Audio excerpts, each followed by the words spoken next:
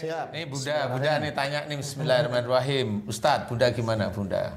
Alhamdulillah saat ini sehat tapi nggak ada di Jakarta. Diusir maksudnya?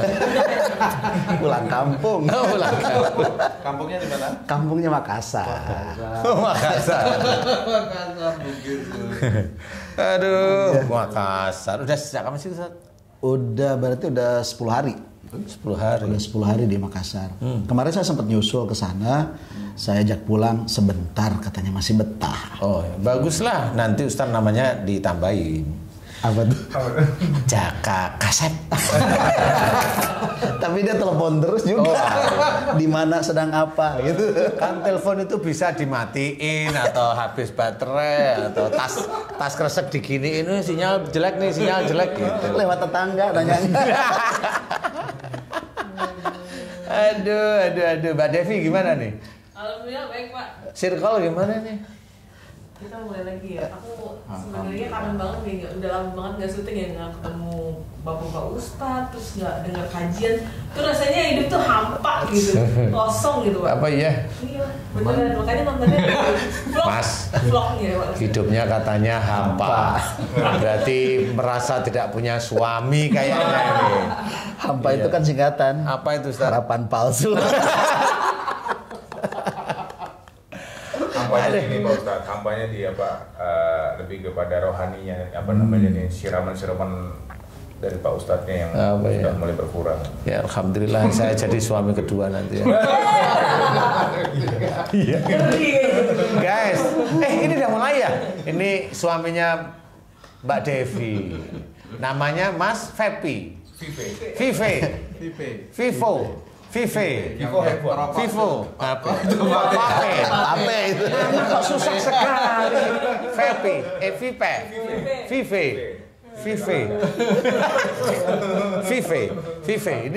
Ini suaminya Mbak Devi. Jadi pas kesini ikut bareng-bareng Mbak Devi. Amin. Kita perkenalan namanya Mas Vive.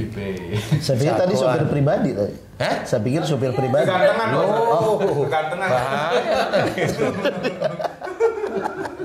Merangkap. Aduh ya Allah. Ini sudah dimulai ya ini ya. Assalamualaikum warahmatullahi wabarakatuh. Waalaikumsalam warahmatullahi wabarakatuh. Alhamdulillah. Mudah-mudahan kita hari ini senantiasa dilindungi oleh Allah Ta'ala, diberi kesehatan, ditetapkan iman, Amin, Islam ya dan Allah, ihsan amin. kita, amin.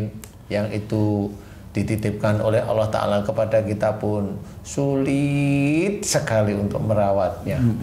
Nah, mudah-mudahan hari ini kita bisa berjumpa lagi di dalam kesempatan di Ustadz Danu Official Channel. Sedulur beriman, guys, kita mencoba untuk memberikan kehidupan sehari-hari. Sebenarnya kehidupan itu sangat berhubungan erat dengan ibadah-ibadah kita. Sebenarnya nggak cuma hanya bekerja aja, semua kehidupan di dunia ini bisa menjadi ibadah bagi kita kalau niat kita lillahi ta'ala. Nah, cuma dalam menjalankan kehidupan sehari-hari yang lillahi ta'ala itu banyak sekali orang Islam yang belum. Nah, ini saya ceritakan belum, karena nggak tahu.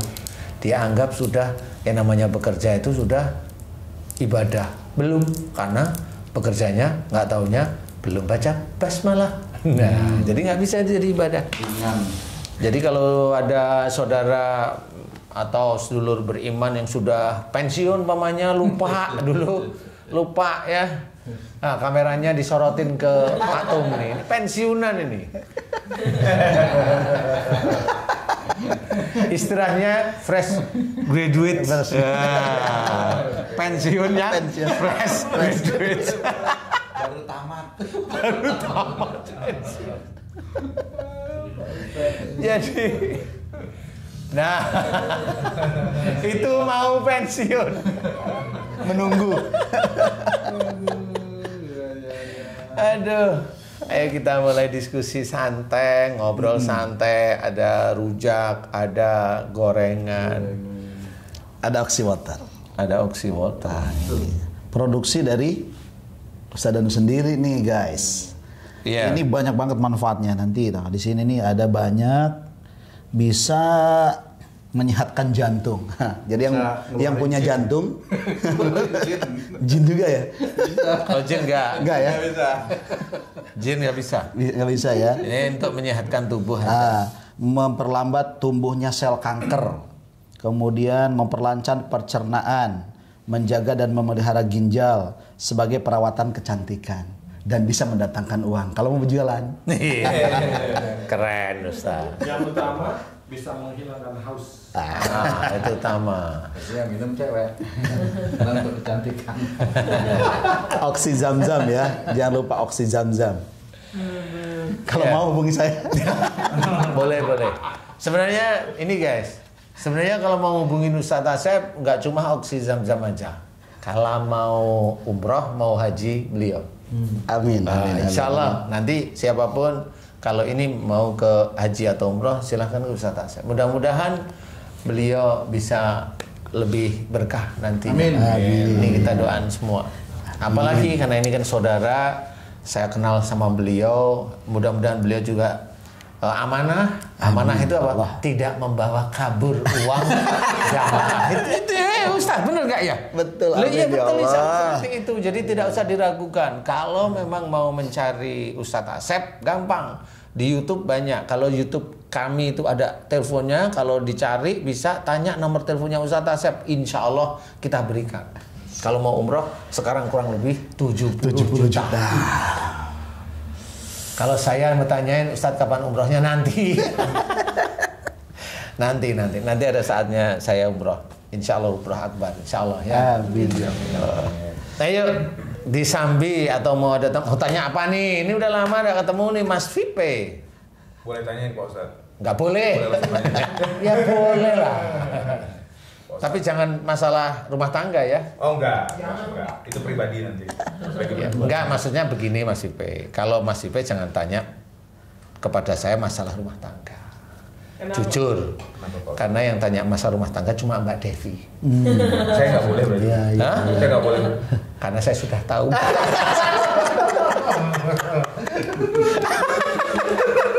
Ampun. Iya Ustaz. Tapi yang baik-baik Pak Ustadz. Hah? Yang baik-baik. Yang jelas kalau Mbak Devi tanya itu pasti untuk kebaikan lah, bukan untuk keburukan. Ya insya Allah seperti itu. Ayo tanya diam. Mau tanya nih Pak Ustadz. Boleh. Sepertinya ringan tapi isinya berat nih Pak Ustadz. Iya. Kalau misalnya gini, saya pernah berpikir gini. Nanti di hari akhir pada saat pemilihan surga dan neraka itu kan ada yang masuk surga, ada yang masuk neraka ya Pak Ustadz ya.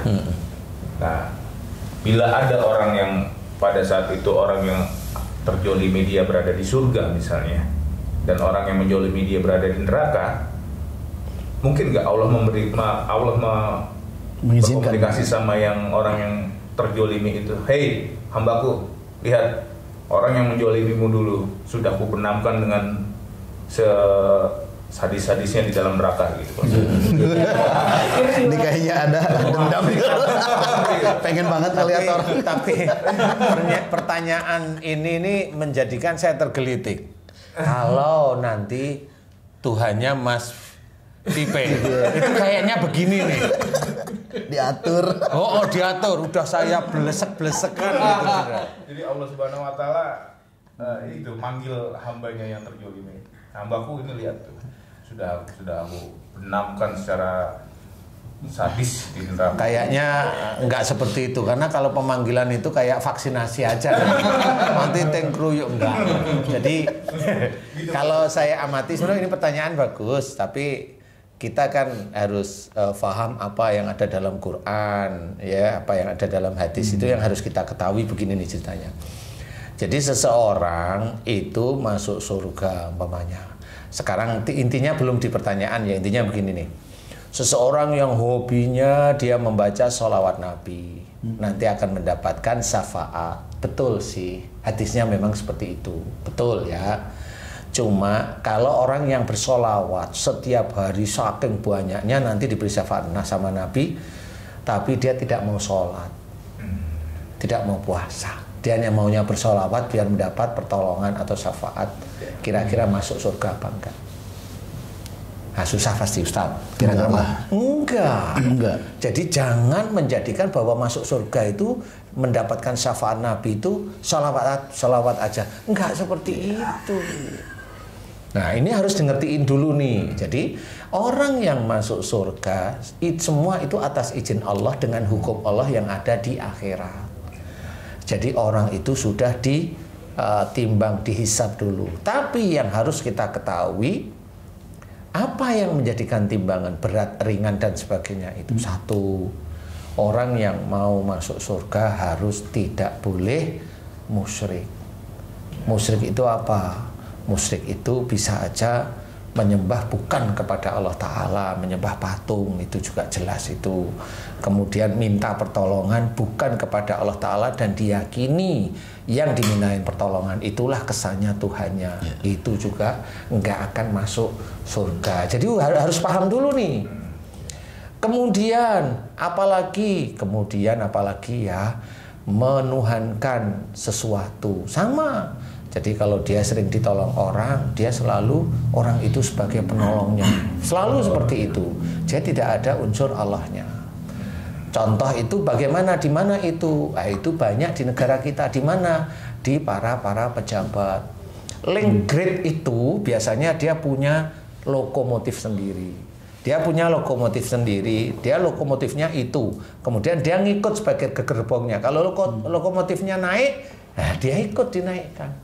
Dan setelah di titik itu, dia merasa bahwa saya sering ditolong oleh Pak ini, pejabat itu. Itu menuhankan itu. Nah, kalau sudah seperti itu, orang-orang yang seperti itu, insya Allah tidak akan masuk surga. Itu harus difahami. Ya.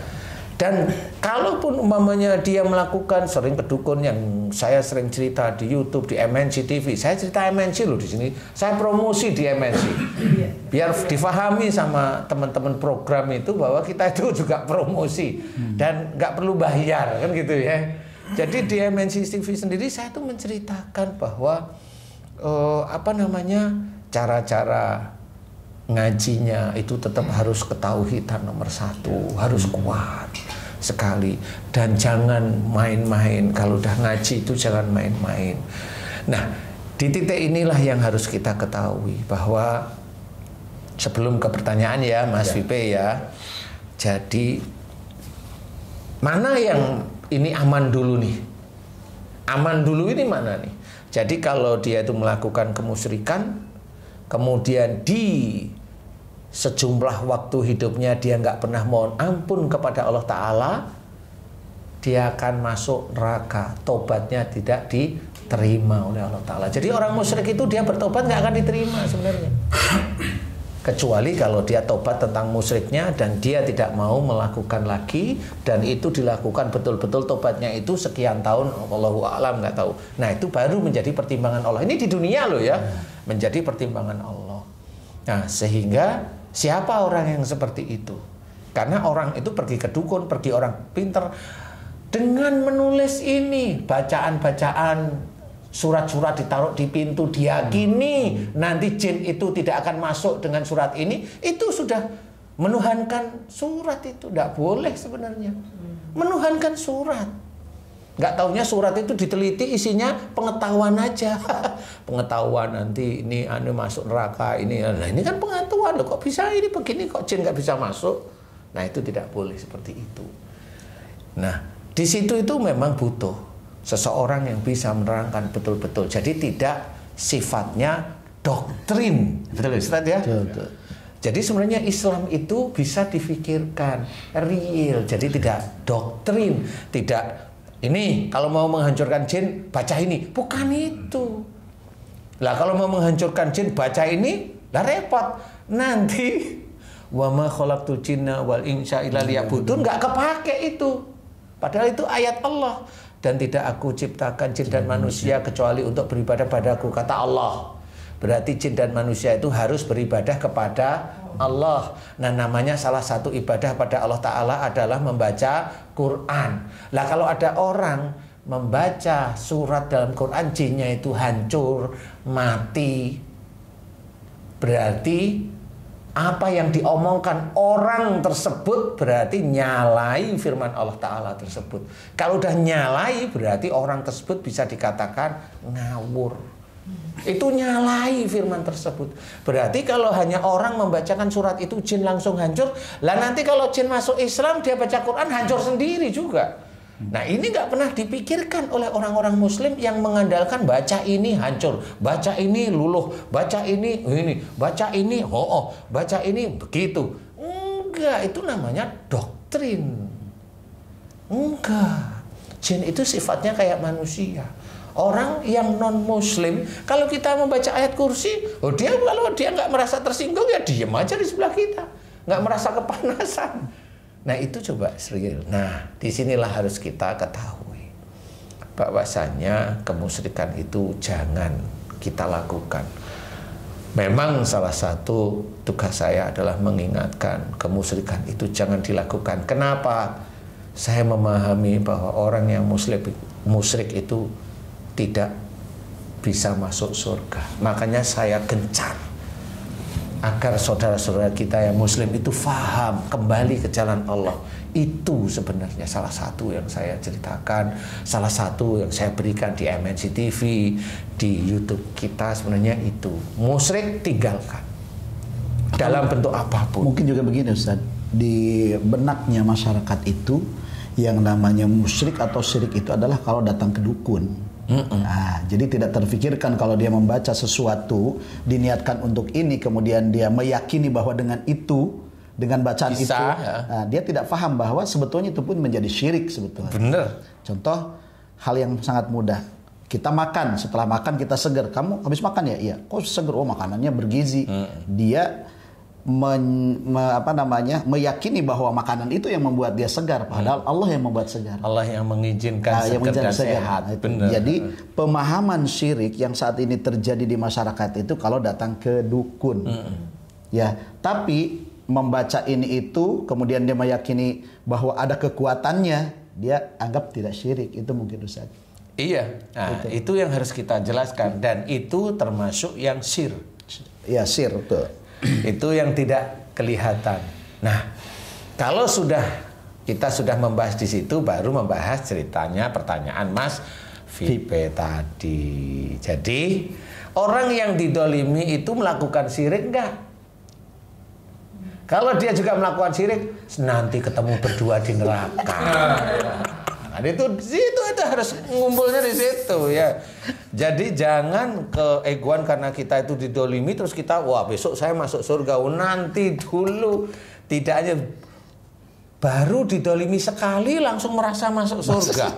Padahal yang dikerjain itu cari rezekinya ngikut sana, ngikut sini, sama istri melintir istri sampai kurus kering. Kenapa? Nggak taunya yang kerja istrinya.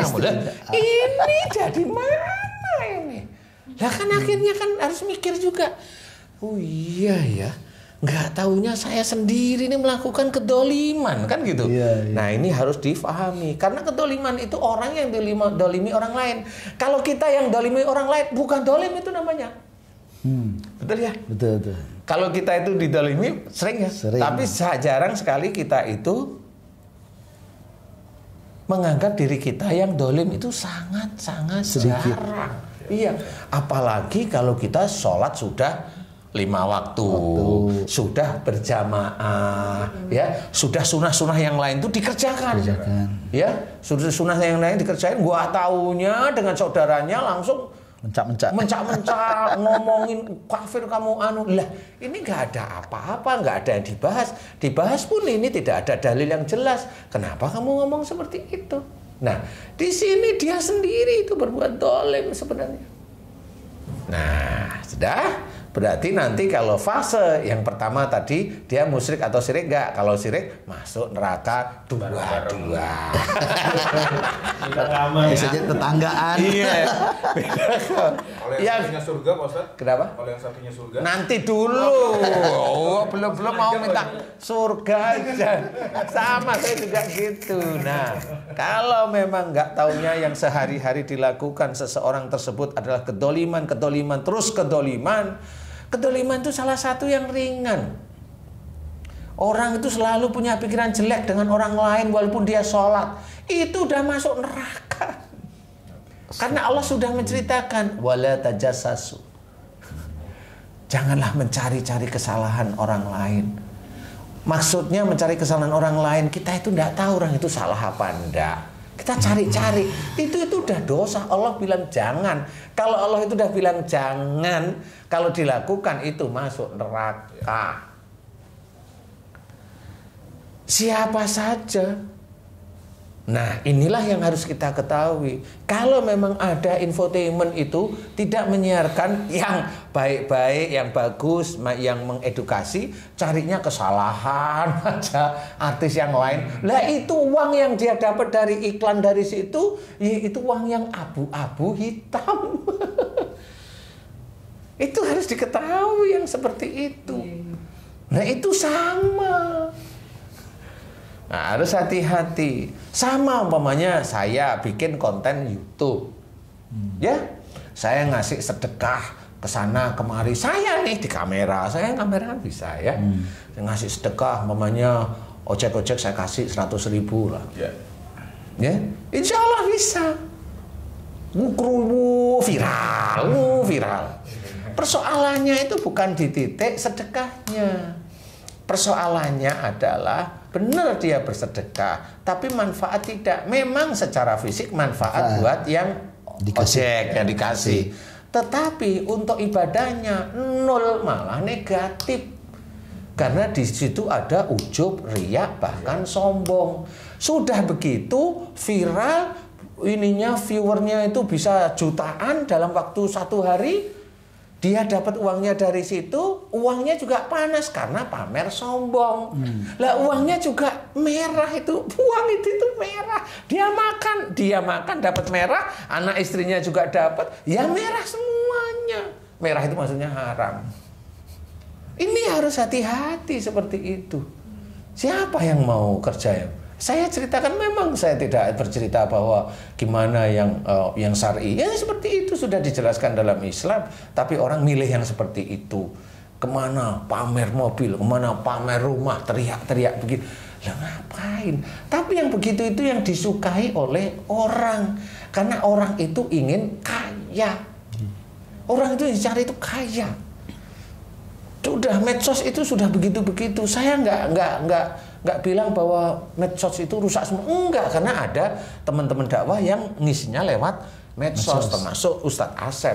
Kalau saya ya lewat YouTube ini, karena saya IG paling hanya mau tampil di MNC. Kenapa mau tampil di MNC saya harus pakai IG? Karena disuruh.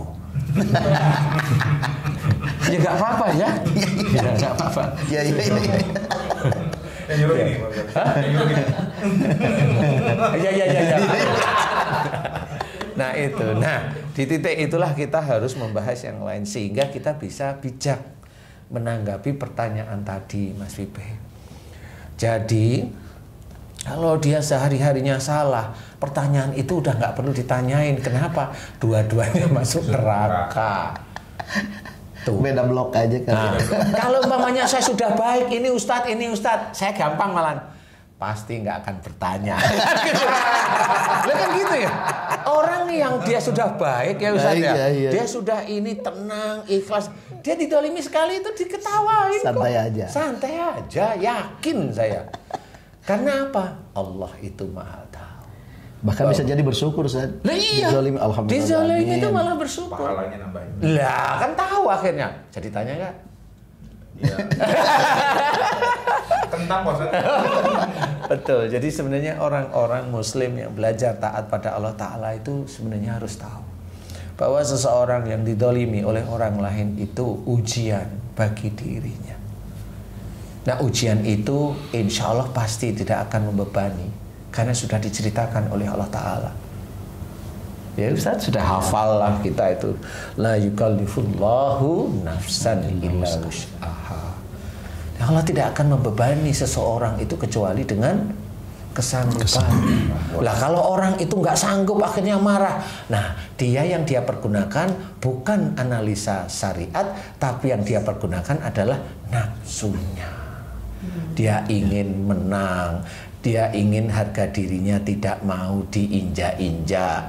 Karena apa? Nggak taunya orang itu pejabat. Nah, kan begitu. Nggak mau diinjak-injak. Padahal hanya ditolimi biasa. Seperti itu, gitu. Umpamanya dia melakukan perbuatan yang tidak baik, umpamanya dimasukkan media, dia malah lapor, yang masukkan ditahan, gitu. Padahal dia melakukan yang tidak baik, itu kan lucu jadinya. Ya menurut saya lucu, tapi ya sudah biarin aja. Yang penting kita jangan melakukan hal yang tidak baik. Lah kan gitu, harus punya ini. Nah, disitulah kita harus menganalisa persoalan demi persoalan itu secara islami. Nah, gimana caranya masuk surga? Masuk surga itu sulitnya setengah mati. Masuk surga itu tidak cuma hanya sholat saja, tidak hanya baca Quran saja, tidak. Kalau seseorang kita ini sudah sholat berjamaah rajin, kemudian ada yang tidak berjamaah, dia ngomongnya apa? Kamu orang Muslim sholat tidak mau berjamaah, mau apa kamu? Nah, di sini ini omongannya sudah bener sih ngajaknya, mau berjamaah harusnya seperti itu. Tapi di sini dia mau menyombongkan berjamaah, habis dia sudah. Ujub riya itu dilarang oleh Allah Taala. Selesai. Emang ibadahnya masih itu berjamaah, wallahu a'lam. Kalau lihat gayanya, habis. Orang yang seperti itu bukan dia setelah berjamaah terus mati gitu, enggak. Pasti masih ada ujian. Lawang dia dikasih hidup sama Allah Ta'ala, pasti ada ujian. Kemudian orang yang baca Quran, hafal dan sebagainya, sampai titik koma itu tahu beneran, ya. Banyak yang seperti itu dan itu menjadi kebanggaan. Habis itu. Baca Qurannya nggak ada pahalanya sama sekali karena dia bangga orang itu suka sama dia karena hafalannya, tahu letak titik komanya, tahu tempat dan sebagainya. Dia tidak sadar bahwa dia sudah menampilkan kesombongannya. Bukan tidak sadar, memang dia sadari. Biar dia kelihatan, hebat ya orang itu, hebat ya ustadz itu. Dan dia ingin mendengar, itu ujub, riya. Itu mau masuk mana? Itu yang sudah menjalankan ibadah. Bagaimana yang biasa-biasa? Inilah yang harus kita ketahui. Kesulitan kita untuk meraih surga itu amat sangat sulit. Merasa saya sebagai seorang pendakwah, merasa saya ini, itu sudah dosa. Merasa saya mendakwai, tidak boleh. Saya bisa dakwah di MNC TV, saya bisa dakwah dan diizinkan oleh Allah Ta'ala di YouTube, saya bisa memberikan ilmu-ilmu kepada orang di sekitar saya. Itu atas izin Allah. Atas izin Allah berarti ini sebenarnya yang hebat itu bukan saya. Yang hebat itu Allah. Makanya kalau ada seseorang Muslim itu dipuji oleh orang lain dan dia mendengar, itu harusnya yang dibaca adalah walillah ilham. Itu yang dipuji dan yang diagungkan hanya Allah. Itu seorang Muslim yang tahu itu harusnya dia sedih, bukan saya ini Allah. Tapi yang terjadi nggak begitu, Ustaz. Kau dipuji, siapa dulu? Nah, iya benar. Siapa dulu saya kan gitu ya. Nah, gimana dulu dong sekolahnya? Iya, gimana? Iya. Nah, inilah yang menjadikan kita tetap harus waspada, hati-hati. Walaupun kita diizinkan dakwah di MNC, YouTube, bisa ini, kita tetap punya malaikat raqib dan atid. Dan itu mencatat itu tiap detik, tiap sekian detik itu kita ngomong salah dicatat terus. Ngomong salah. Apalagi kita sebagai pendakwah, Mas. Aduh, itu malah sulit lagi. Waduh, orang pendakwah itu dituntut oleh beberapa ayatnya. Satu ayatnya aja Ustadz Asep aja apa mau ngomong nggak enak ya. Ya Ustadz, itu ayat tuh ngeri ya. Ngeri bagi kita yang dakwah. Nggak usah dakwah, itu ngeri bagi, bukan cuma dakwah Ustadz, termasuk bagi imam. Iya, semua orang lah artinya. Semua orang yang dia bisa menjadi imam, kan gitu ya. Iya. Termasuk imam. Apa itu bunyinya, Mas? Setiap pribadi mungkin Ustaz. Iya, imam setiap pribadi dia, dan dia bisa mendakwahi diri sendiri juga dapat itu ya. Diancam juga. Itu diancam kemarahan Allah amat dekat kepada orang yang menyuruh orang lain berbuat baik tapi dia tidak mengerjakan. Malah takut toh. Nah, kalau itu sudah serem, akhirnya kalau didolimi, kalau dia masuk neraka, saya bisa nggak lihat? Nanti dulu yang bertanya ini siapa? Nggak, mungkin Mas Pipe pengennya dikit aja gitu.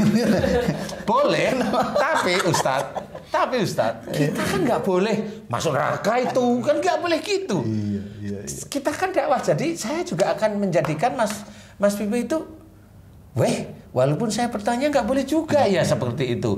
Saya harus menjadi orang baik juga, saya harus ngikutin jalurnya Rasul yang begini, yang baik. Terus kan Ustaz, sehingga kita tidak terus momennya Mas Pipe itu tanya begitu terus saya membela Mas Pipe, nggak boleh begitu juga. Kita harus di tengah nih Ustaz ya. Kita di tengah sehingga Mas Pipe itu tahu, oh berarti kalau didolimi itu serahkan, kembalikan pada Allah Ta'ala. Kalau Allah itu menyuruh fa'fu anhum wastaghfir lahum, maafkan mereka, doakan kesalahan mereka pada Allah. Wah, itu cara-cara Allah. Bukan kita ditolimi, ketabrak truk. Nyumpai malahan. Nah, itu yang kebanyakan seperti itu. Tidak boleh seperti itu. Tapi bisa juga begini Ustaz, mungkin barangkali kalau misalnya kita dizolimi sama seseorang, ya harusnya kan kita juga introspeksi dulu dong. Jangan dulu kita pun pernah zolim sama orang. Bukan cuma pernah Ustaz, sering. Akhirnya bisa. Iya. Hukum karma ya Pak Ustaz ya? Bukan hukum karma, emang itu ujiannya Allah Ta'ala. Ujiannya itu seperti itu. Contoh umpamanya, dulu anak ini, dewasanya ini, dulu sama orang tua itu bandel, kasih tahu susah, keras. Nanti si anak ini bisa dapat pasangan mirip. Oh ya?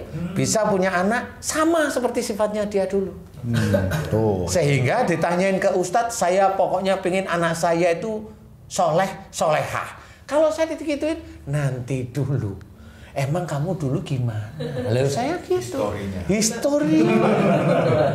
Lah iya serius. Historinya begitu. Bisa Ustaz, asal namanya dikasih nama si Soleha. Loh, benar. Kita itu bisa bertanya. Iya Ustaz. Kita itu bisa bertanya. Dulu umpama seseorang punya istri kok jengkelin, nyuruh aja, nggak mau gerak. Dulu dia gimana dulu? kalau disuruh. Iya. Dulu Pak. Coba lagi Pak. Dulu gimana? Sama. Jadi sebenarnya ada historis yang Allah itu mau sampaikan. Yang disampaikan Allah itu seperti itu agar orang yang terkena persoalan atau ujian ini tahu dosa yang dulu. Kalau tahu dosa yang dulu, cepet-cepetlah tobat. Loh, itu prosesnya Allah itu seperti itu. Jangan nanyain nanti kalau yang zalim bisa kelihatan kan. Iya, loh iya. Ini pertanyaan ringan ya. Makanya kalau kita sebagai pendakwah Ustaz, hati-hati dengan, kan ada nih kadang-kadang ada pertanyaan di TV nih. Ini Ustadz atau Ustazah saya ini salah itu gitu ya, nggak boleh seperti itu. Jelasin dulu pelan-pelan kan gitu ya. Ini mau kemana pertanyaannya dan sebagainya. Asbabun nuzulnya. Makanya di sini tetap kita harus menceritakan agar orang itu paham.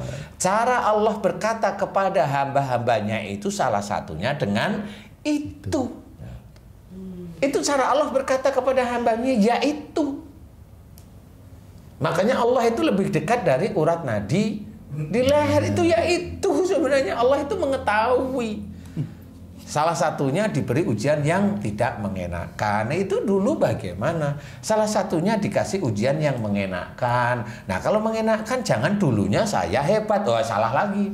Kalau yang mengenakan, insya Allah itu dari Allah. Harus seperti itu, karena memang dasarnya memang harus gitu. Kalau nggak mengenakan, Dari kita, jangan dari orang lain. Kalau mamanya tamu tanya, Pak Masuri pensiun, ya dari Pak Masuri sendiri. Pak Tung. Tung. Nama di kantor. Dulu. Iya, wah minta dihitung-hitung kalau bisa uang pensiun 1,2 diambil, nggak bisa karena peraturan. Iya, waduh, rugi saya nggak bisa. Oh, jangan bilang rugi, kenapa dulu masuk? Nah, itu nggak usah dirugiin. Kenapa pensiun? Benar. Ini ada yang tidak pensiun, buka perusahaan sendiri. buka perusahaan. Loh, tapi itu juga sama Ustaz. Buka perusahaan sendiri. Iya. Ada pas nggak dapat uang ya susah juga. Pas nggak ada umroh. Yang nggak ada pensiun itu Ustaz. Ini guys, ini mah cerita beneran. Jadi memang kita bisa cerita, nggak usah yang aneh-aneh. Yang ngerjain, mencoba mengerjakan ibadah, mencoba tertib seperti Ustaz Azhar. Itu juga rezekinya juga saat ini direm sama Allah Ta'ala. Saya bilang direm, bukan dihilangkan. Saya nggak bilang dihilangkan, direm sama Allah Ta'ala. Nah inilah yang harus kita ketahui. Jadi jangan protes ini loh. Ustaz juga nggak protes sama pemerintah. Karena apa? Langsung tahu ini dari Allah. Pandemi ini dari Allah. Semuanya dari Allah Ta'ala. Sudah. Bismillah. Saya mencoba ikhtiar yang lain dan menikmati ya. Walaupun sedih. Bener guys. Ini serius. Sedih. Tapi nggak apa-apa. Saya harus seperti ini. Kalau nanti Saya sedih bukan apa-apa, karena Pak Tung mau pensiun. Sudah dia. Oh, jadi pensiun dini dong. Jadi yang nggak punya duit bukan tukang anggringan aja. Susah juga susah ya. Ujian ya Ustaz ya. Sebetulnya gini, kalau profesi Ustadz itu bukan menjadi profesi yang bisa dikatakan semua serba uang. Cakep. Kalau saya diundang, kemudian mereka nanya tarifnya berapa, saya bilang saya bukan angkot. Maksudnya gimana tuh? Iya, kalau angkot kan udah jelas tuh, bayoran kemana sekian ya, jauh dekat ya. Kalau saya enggak, ya kalau ada ya alhamdulillah, enggak ada apa-apa. Karena memang bukan untuk itu. Kita itu ceramah untuk berbagi, kan seperti itu. Kalau misalnya satu ayat atau satu huruf saja di Al-Quran itu dihargakan, maka seisi dunia tidak akan sanggup. Maka saya selalu berpendapat bahwa ya kalau punya silahkan, nggak apa-apa. Tapi kan keterlaluan kalau nggak ngasih. Saya malaikat atlet langsung nyatet ini. Sudah tadi itu saya itu bagus. Itu yang ujungnya guyon. Ada pesan sponsor.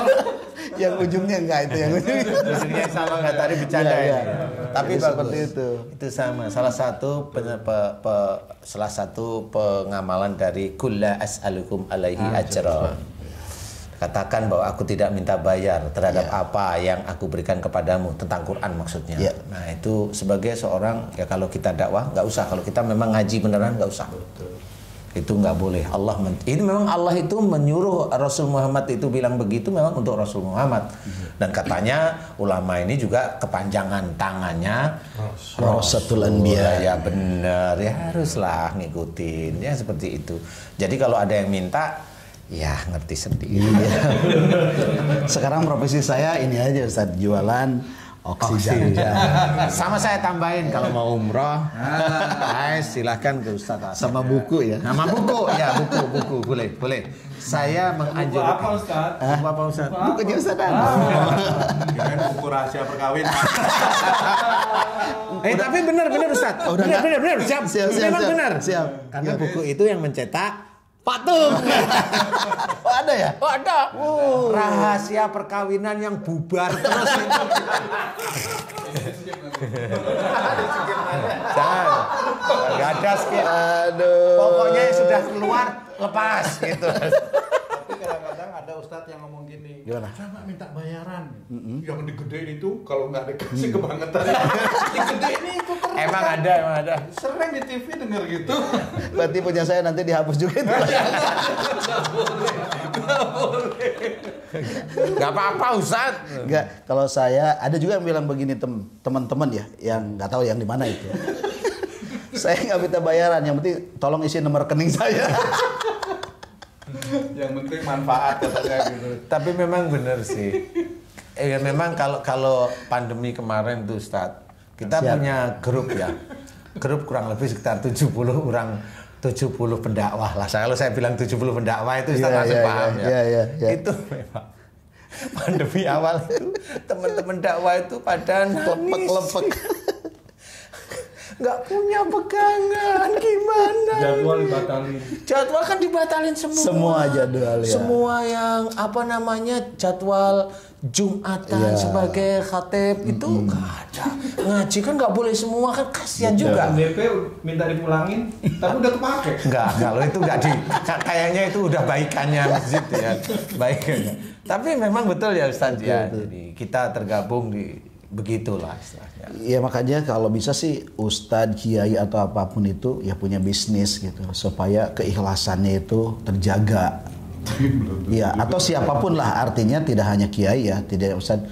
Para dai-dai ini ya harus punya mindset entrepreneur. Iya. Iya, Karena ya lanjut Ustaz. Enggak Ustaz monggo. Iya, karena memang keikhlasan itu ya sangat-sangat tipis banget gitu.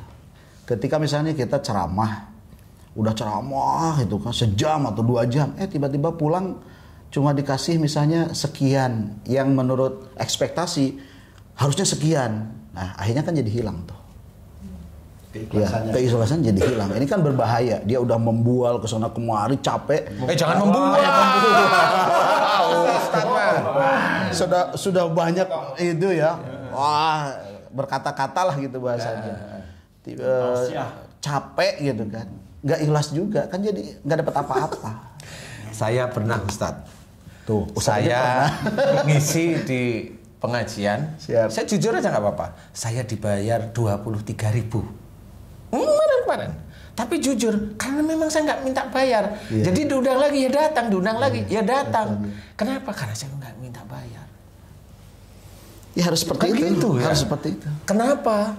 Ya memang itu yang harus kita kerjakan. Umpamanya seorang pendakwah pun harus paham juga.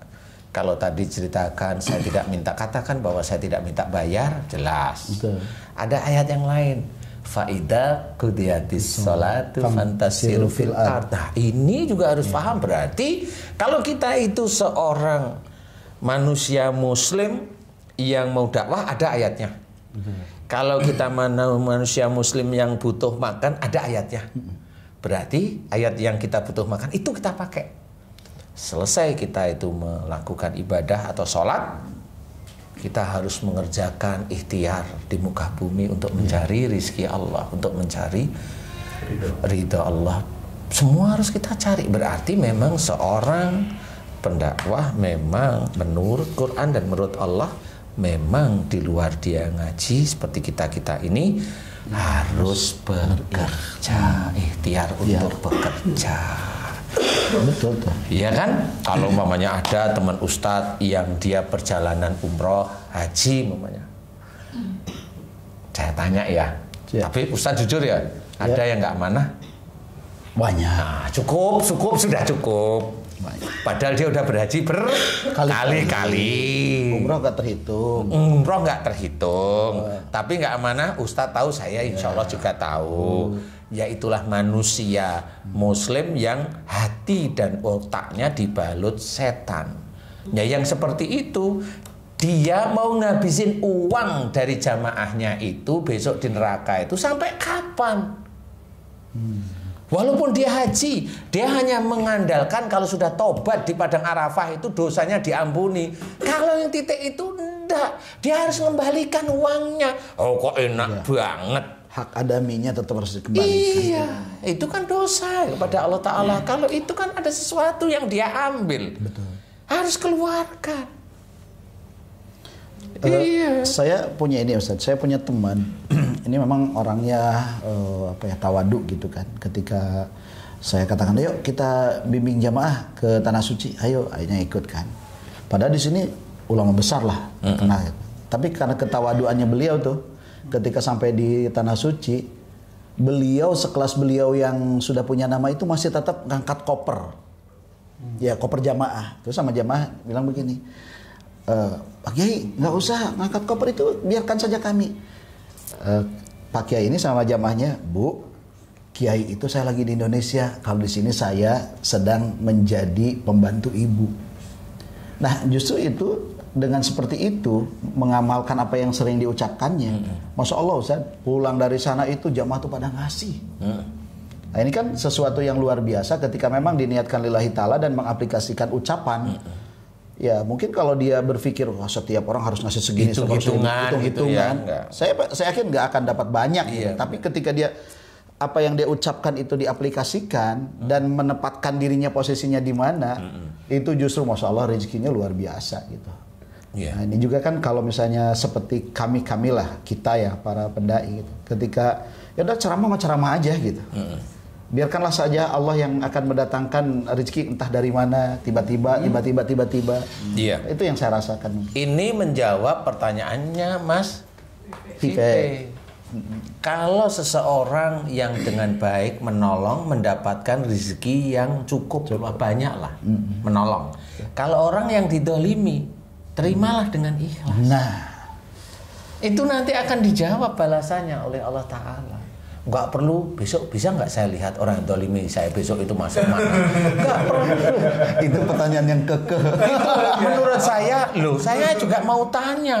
Mungkin kalau saya jawab, bisa lihat. Memang yang dolim bisa aja masuk neraka. Pertanyaan berikutnya saya ada gini Ustaz, emang kamu di mana waktu itu? Ustaz, itu kayak ada di kepala kayak bermain-main gitu loh Ustaz pertanyaan itu. Mungkin gini Ustaz, kalau dia mampu melihat yang zolimi dia itu masuk neraka, kamu rasain loh. Iya, itu gitu kan gini nih. Sebenarnya gini nih, ini ceritanya. Ceritanya lucu biar orang itu berpikir. Memang betul Mas Vive pada waktu itu ditolimi. Pada waktu itu detik terakhir itu Mas Vive itu langsung sadar bahwa wah itu teman saya yang dulu dolimi. Rasain loh. Habis itu temennya juga keluar. Loh kok nggak disiksa? Nggak taunya bulan itu masuk bulan Ramadan. Jadi yang disiksa berhenti istirahat. Habis itu baru Yang disiksa lupa. Ramadan habis dua-duanya digiring masuk. kok bareng ya? Tapi saya ada pertanyaan sama Mas Vive ini. Siap, Ustaz. Ini yang dolimi siapa? Enggak apa-apa, Kenapa istri kan? suka lihat ini. Suka lihat orang-orang itu kan banyak yang di kayak korban perang kayak gitu-gitu loh Pak Ustadz ya. Banyak orang yang saya lihat dijolimi dijolimi mungkin bukan secara fisik, mungkin secara mental atau apapun gitu Pak Ustadz gitu. Apakah nanti di hari akhir pembalasan nanti saya jadi kayak anak kecil gitu loh Pak Ustadz, jadi kayak anak kecil yang punya pertanyaan-pertanyaan gitu. Sebenarnya saya potong maaf, Mas Ya, Vive itu bukan seperti anak kecil. Memang sehari-hari kayak gitu. Bahkan mamanya ini. Kalau anak-anak lagi diinap. Memang begini Mas. Jadi kalau Mas ini melihat sesuatu itu kesannya kayak di waktu itu, di tempat itu, hanya itu. Iya. Jadi mulai sekarang biasakan mundur lagi. Apa yang dikerjakan mereka. Dan disitulah kita akan melihat kebesaran Allah, kekuasaan Allah itu senantiasa ada. Kenapa orang itu seperti itu? Kenapa ada orang perang, ada yang terpotong kakinya, ada yang meninggal, ada yang hidup biasa. Yang hidup biasa Allah mengizinkan dia hidup biasa. Yang hidup biasa kemudian dia berbuat dolim, pamannya akhirnya dia melakukan sesuatu kedoliman ya apa? Itu ujian bagi yang lain juga. Jadi kalau menurut saya mending kita itu belajar berpikir untuk diri kita sendiri. Ya.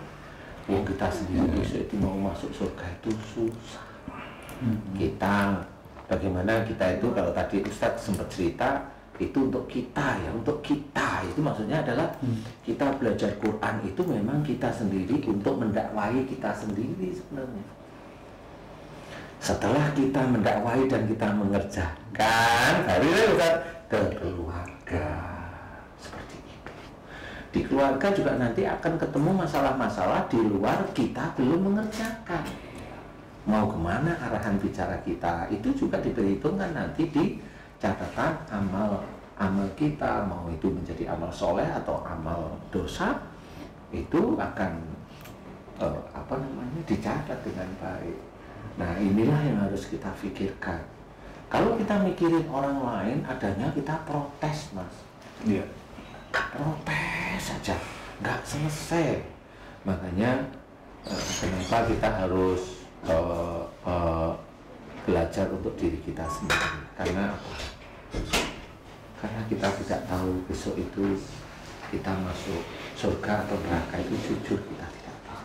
Gaib. Itu gaib.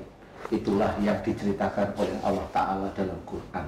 Yang mengetahui hal-hal yang gaib itu hanya Allah. Nah itu gaib yang seperti itu. Kalau gaib itu hanya jin, itu orang-orang non-muslim itu banyak yang bisa lihat jin. Dan orang-orang muslim itu dari lahir dia juga bisa melihat jin. Ya jangan kita nyalahkan. Oh yang bisa melihat gaib itu Allah. Melihat gaib itu yang mana? Gaib itu bukan jin. Itu hanya jin itu memang punya punya dimensi lain yang memang manusia itu kebanyakan tidak mengetahui. Tapi kalau memang zamannya Nabi Sulaiman, itu juga diizinkan jin dan manusia itu sejajar, sedunia, sama. Nah, itu ibunya si Balkis itu bapaknya raja, manusia ibunya jin. Ya jadilah Balkis. Dan ceritanya sampai sekarang Balkis kuburannya nggak ada. Nah kalau di tempat ini di Indonesia ini Balkis itu namanya mokso hilang. Karena memang Balkis itu karena ayahnya manusia, ibunya jin, dia tetap punya ilmu-ilmu yang seperti jin itu punya. Ini masa menghujat terus sih? Kok kayak kita itu malaikat aja salah? Oh malaikat aja nggak pernah menghujat jin.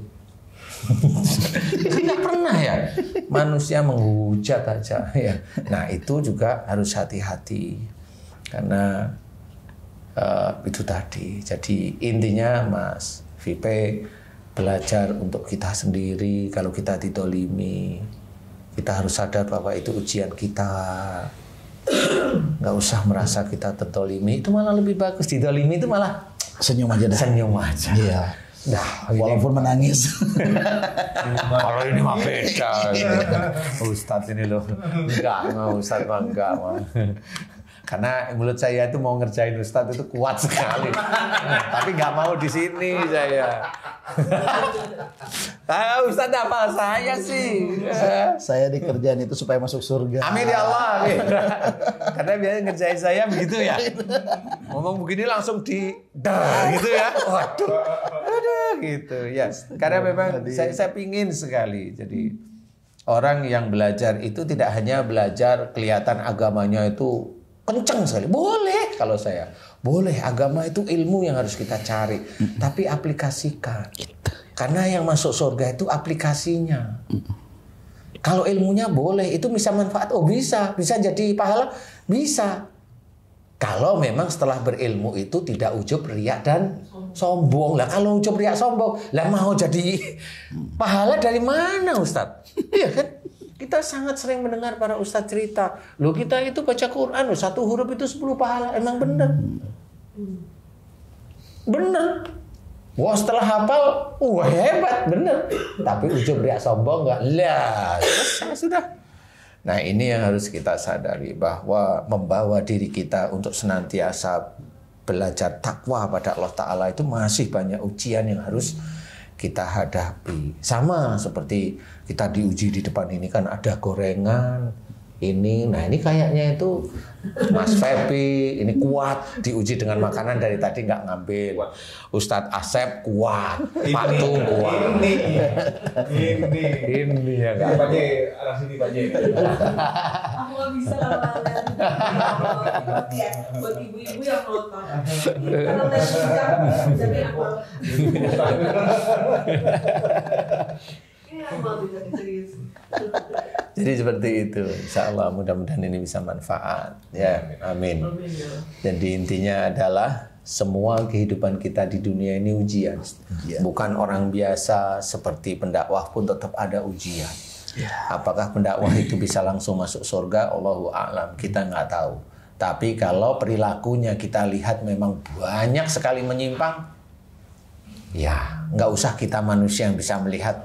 Allah itu sangat-sangat jeli sekali dalam mencatat perbuatan manusia. Yang dilihat oleh Allah Ta'ala itu sebenarnya bukan ustadz, bukan ulama, namanya itu bukan ustadz. Besok itu nggak ada di situ. Itu hanya namanya bin apa, udah selesai. Yang dilihat oleh Allah Ta'ala dari orang-orang itu apalagi ketakwaan. Jelas ketakwaan, bukan titelnya ustadz, bukan sekolah di mana, bukan pangkatnya dia apa, sekolah enggak. Tapi yang jelas Allah sudah menulis dalam Quran, inna akramakum indallahi atqakum. Jadi orang yang mulia besok di hadapan Allah adalah takwa. Kunci mau dia turunan siapa, dia turunan budak pun kalau dia takwa pada Allah Ta'ala, insya Allah dia akan masuk surga. Dihisap tidaknya oleh Allah Ta'ala atau dihisap oleh Allah Ta'ala pahalanya sangat banyak, itu antara Allah yang sangat tahu dan orangnya. Kalau orangnya selalu pegangannya itu Quran dan hadis serta sunnah, dia akan terjaga. Dan apa yang dikatakan dia jaga benar-benar, jangan sampai salah. Pada saat dia melakukan suatu kebaikan, dia jaga agar tidak ujub, tidak riya. Itu sulit sampai akhir hayatnya, itu sulit sekali baru seperti itu. Jangan umpamanya kita sebagai imam laki-laki di keluarga, istrinya lagi ngomong jelek sedikit, langsung, kamu itu tidak melihat saya, aku imammu, kamu harus nurut kepada saya. Ya nggak boleh juga. Itu akan menjadi dolim juga. Gantian dibalik. Tahu laki-lakinya itu lembek, istrinya, wah, kamu itu manut sama saya, Thomas. Ya nggak boleh juga. Seperti itu. Islam itu memang semuanya diatur. Ada posisi-posisinya. Nah, inilah yang menjadikan kita takwa atau tidak. Ya di titik-titik itu yang paling kecil. Ya saja itu paling kecil dulu ya. Itu tidak mendolimi diri sendiri, itu ada itu nanti. Kita sudah tahu agama, kita ngomong apa dengan orang lain, itu sudah bisa saja menjadi kedoliman bagi orang lain. Ya, kecuali orang itu bertanya kepada kita. Nah, itu petunjuk Allah. Kenapa? Karena orang itu bertanya. Berarti kita harus memberikan. Nah, itu. Kadang-kadang kan enggak. Kita tahu agama kita itu diizinkan tahu ngerti, ada orang bilang langsung ngomong. Nah, itu ada arogansi. Itu ada pemaksaan. Walaupun sebenarnya dikatakan baik, ya baik semua. Tapi apakah itu bisa dinilai baik oleh Allah? Wallahu a'lam. Kita lihat aja cara-caranya. Habis gitu pasti dia ngomong, aku tadi lihat penjudi tak suruh dia sholat. Lah, kan ujung dia udah sombong. Dia merasa dia itu sering ke masjid, jadi begitu lah. Sudah selesai. Mau apa lagi? Kemudian dia tiap hari tidak tahu kalau begitu itu dilarang oleh Allah Ta'ala. Dia tidak tahu. Karena dia taunya hanya sholat, ya susah. Ya memang dihitung sholatnya. Ya kalau sholatnya itu dianggap oleh Allah Ta'ala baik. Kalau enggak, kita enggak tahu juga. Selesai lagi. Iya kan susah. Orang lagi sholat aja inget hutang. Terus gimana? Bukan inget yang Allah. Jelas Ustaz. Kalau sekarang itu lagi sholat, itu bukan ingat utangnya. Ingat apa? Ingat anak buah belum kebayar gajinya. Ingat udah udah pensiun. Nah ya itu kan sudah susah itu. Kalau mamanya nggak ingat-ingat, mamanya kita ingat, mamanya saya nih, mamanya saya itu nggak taunya yang kerja itu istri saya, mamanya. Saya itu Dia mikir nggak ada kerjaan, lihat istri kok kayaknya nyaman sama saya, sudahlah pasrah aja. Ya nggak boleh juga yang begitu. Ya, aduh, begitulah sedulur beriman. Memang kita sangat sulit untuk memberikan pengertian ibadah dengan kehidupan kita sehari-hari. Seharian ada Mas Vipe, suaminya Mbak Devi. Sehari-harian dengan Mbak Devi bagaimana ini ulasan-ulasan yang ringan. Bagaimana Ustadz dengan Bunda Sarinya. Bagaimana Ustadz dengan pegawai-pegawai umroh dan hajinya yang saat ini itu bingung. Itu tetap bingung, tapi saya melihat Ustadz Asep tersenyum walaupun hatinya menangis. Innalillahi wa inna ilaihi raji'un. Betul ya Ustaz ya. Akhirnya akan paham bahwa kalau menerima rezeki itu harus dengan selain alhamdulillah itu ya, itu tetap harus ada innalillahi wa inna ilaihi raji'un. Itu kunci. Karena kalau sudah seperti pandemi saat ini ya kita betul ya semua milik Allah ya. Nah iya, jangan protes. Kalau kita di MNC, saya di YouTube kan selalu kalau dapat rezeki selain hamdalah, alhamdulillahirabbil alamin, tetap innalillahi wa inna ilaihi rajiun. Rezeki itu milik Allah dan nanti akan kembali pada Allah. Kalau milik Allah kemudian kita diseretkan oleh Allah Ta'ala, saya bilang diseretkan bukan dihilangkan. Kenapa? Kenapa saya ngomong selalu diseretkan? Karena saya nggak mau juga rezeki saya dihilangkan oleh Allah Ta'ala. Takut. Ya. Karena seperti itu. Jadi ini sebagai doa. Kalau rezeki kita diseratkan, mudah-mudahan hati kita tidak goncang, iman kita tidak rusak. Itu salah satu yang dikerjakan oleh Ustadz Asep dengan peci hitamnya. Siap. Ya, tunggu. Yang di Lampung peci hitam. Oh udah, selesai. Sebentar lagi muncul tayang. Oh gitu. Iya, sebentar lagi. Kambingnya udah pada beranak. Alhamdulillah. Ternak. Oh ternak loh kan baru tahu. Nggak pernah lihat YouTube-nya kita sih. Mas Pepi, beranak anak sekarang. Mas Pive, oh ya Mas. Alhamdulillah, itulah yang dikerjakan oleh teman-teman peci hitam. Insya Allah sebentar lagi YouTube Ustadz Asep superhero. Allahu Akbar. Superhero itu anunya di luar ya. Sini. Ya, terima kasih sedulur beriman. Mudah-mudahan ini bisa manfaat ngobrolan ringan ini karena tadi ditanyain sama Mas Vipe, kemudian tanyain sama Ustadz Asep, ya kita ngevlog. Dan juga ditanyain sama Haji J. Haji J itu yang pertanyaan itu nggak habis-habis loh Ustaz. Iya, bagus. Saya tadi masih menyindir. Besok Haji J tak paksa bertanya ya. Begitu sedulur beriman, mudah-mudahan kita senantiasa diberi kesehatan oleh Allah Ta'ala. Amin ya Allah. Amin. Kita juga dijauhkan dari COVID. Bagaimanapun juga ya Allah. COVID ini beredar di sekitar kita. Tetap berdoa apa? Titip job ngalir lagi Pak Ustaz. Amin. Ini banyak berhenti Pak. Maksudnya Mas Vipe ini job. Saya semua amin. Gini pertanyaan saya tuh terakhir ya, Mas Vipe, nyari kerjaan atau nyari uang? Karena banyak kerjaan yang tidak ada uang. Kalau dibahas lagi masih panjang. Jangan. Besok. Begitu, guys. Sedulur beriman semuanya, mudah-mudahan manfaat. Memang ini agak guyon-guyon sedikit, bercanda-bercanda sedikit ini biar kita tidak tegang. Karena jujur, kita sendiri dalam mengaplikasikan, mengerjakan ibadah-ibadah pada Allah Ta'ala, jujur, memang kesulitan. Karena apa? Tujuan kita itu adalah bagaimana kita bisa diridhoi oleh Allah Ta'ala masuk surga. Itu tujuan kita. Memang itu susah.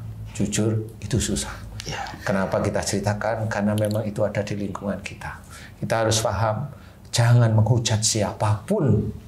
Apalagi menghujat itu adalah setan. Enggak usah. Berdoalah yang baik untuk siapapun. Mau negara, doain yang baik. Mau pejabat, didoain pejabat itu baik semua. Amin. Mau ustadz, didoain ustadz itu baik semua. Amin. Mau rakyatnya, didoain rakyatnya itu baik semua. Didoain semuanya mendapatkan rezeki dari Allah Ta'ala. Jangan protes ini, protes itu, protes ini, protes itu sebenarnya bukan protes kepada keadaan. Protes kepada Allah. Jangan ya, belajar untuk mensikapi yang baik. Ayo kita benar-benar belajar bagaimana nanti Kalau bisa Allah ridho kita itu masuk surga. Belajar. Ya Allah. Masih banyak yang kita lakukan. Mudah-mudahan ini bisa menjadi semangat bagi sedulur-sedulur yang lain agar kita tetap semangat walaupun negara kita ada pandemi. Semangat aja tetap. Bismillah, paling tidak sujudnya pada Allah Ta'ala ditambah, kebaikan kita itu ditambah. Mudah-mudahan semangat. Terima kasih. Assalamualaikum warahmatullahi wabarakatuh. Waalaikumsalam warahmatullahi wabarakatuh. Amin ya Allah. Alhamdulillahirabbil alamin. Ayo Mas. Ayo.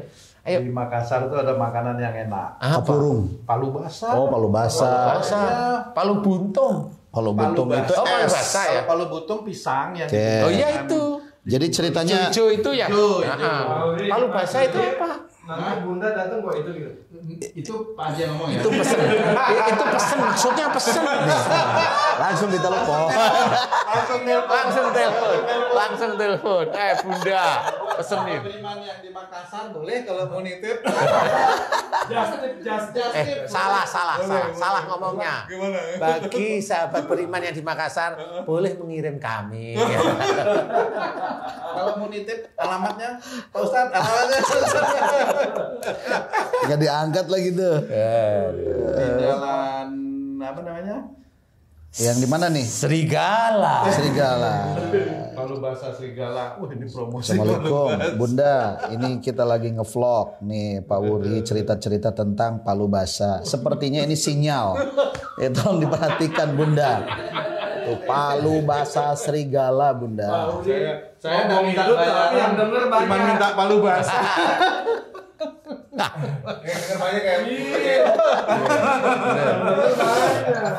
Halo, Assalamualaikum. Bun. Bun. Halo Bun. Masih. Ayam bunda. Halo, Assalamualaikum. Ini ayah lagi ngevlog sama ayah lagi ngevlog sama Ustadz, sama Pak Wuri, sama Mbak Devi, sama Bunda Wulan, sama Pak Haji Tung. Pak Haji Tung. Sayang saya nggak ada ya. Harusnya Iya. padahal artisnya di sini ya. Oh iya, artis sejak kapan? Ya udah deh. Ya, betul. Bunda itu artis di rumah saya. Bunda, ini kita kan lagi ngevlog. Terus Pak Wuri ini cerita-cerita palu basah serigala. Berarti ini sinyal nih, sinyal. Nanti kalau pulang tolong perhatikan palu basah serigala. Oke. Nanti dipanasinnya di situ ya. Ayo, siap. Kalau untuk manasin gampang gitu. Dengan emosi panas sendiri itu.